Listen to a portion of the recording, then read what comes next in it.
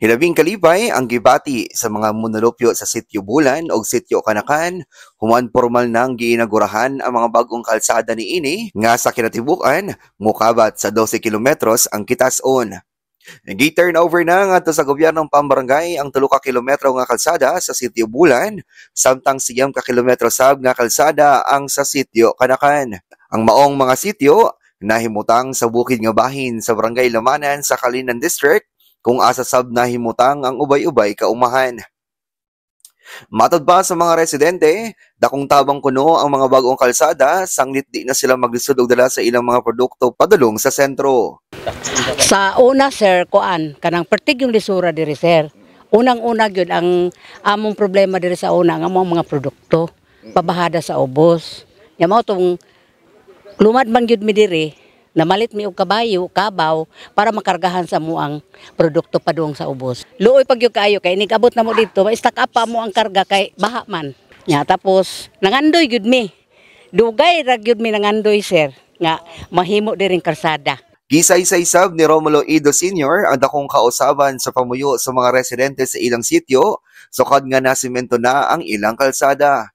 Wa may klaro pang kalsada sa una, gamay ra kay dalan sa una kay pag una mo sa una, lati pa ni. Mga dagko pang mga kahoy. At pasin dan lugay in taon. Oy, luoy kay mga motor. Labi na ng tungason diha oh. Ang ubang mga motor, ibilin na nila sa tunga-tungas bakilid. Baktas na lang sa patubang dere. Pero karong murag na maayo ng karsada, ikaduha na po yung mga kurente. Ang murag hapsay na kapaminahon ba. Napasalamat agin mi karon nga naingunaan. Kauban nato si Mayor Sara Duterte ug si Mayor Baste nga naningkamot ining mga proyekto ha. So 2 ka kilometro ang road concreting nato sa Sitio Bulan o kining 9 ka kilometro nato sa Sitio Kanakan padung diri sa Lamanan proper. Taas-taas nga budget nga atong nabutang din ha, dako-dako.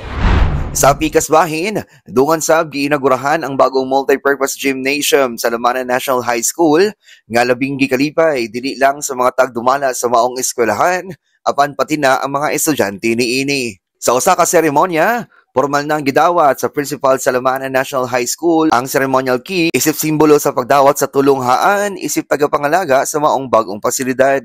Kining covered court nga atong gipanangkamutan o tungod sa akong kabisi ang naga-prepare niini si Councilor Abet Ungab kay siya man ang naghimo sa lista nga gi-appeal gyud niyang Barangay Lamanan kaning Lamanan National High School nga covered court nato. Pertig yung lipayan no kay isa gud mi sa mga na nagrasyahan ni Congressman nga isa gud mi sa mga dreams sa mga bata mga magkaroon ng gymnasium. Ma'am, tanan mo ang dako ka siya benepisyo sa eskwelahan? Yes sir, dako kaayo. Kay maski unsa nga mga activities makandak man namo diri, mahimo man namo diri.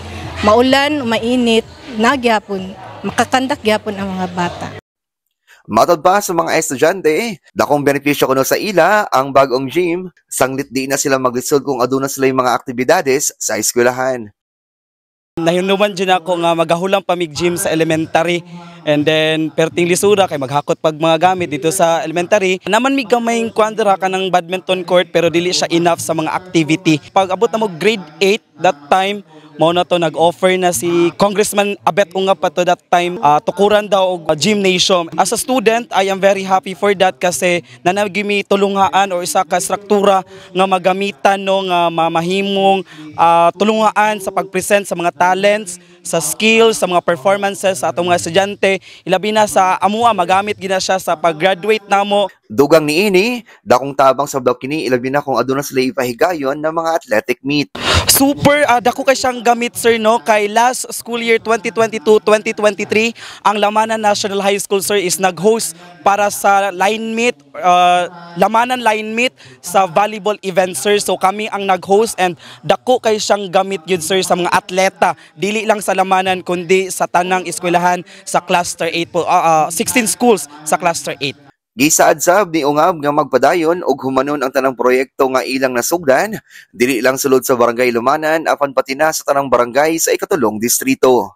Yes, mama na atong naandan nga maningkamot lang ta, trabaho lang tagmayo. We work, we do our best nga makadatag daghang proyekto dinhi sa ato sa ikatulong distrito. Gani makita man akong agi kasukad kaniadto daghan na gyud nadala nga infrastructure projects dinhi sa ikatulong distrito. So good sa mga karsada, water system, barangay hall, covered court, eskwelahan, o nakalain-lain pang mga medical, social and health services sa ato ang mga lumulupyo diri sa ikatulong distrito.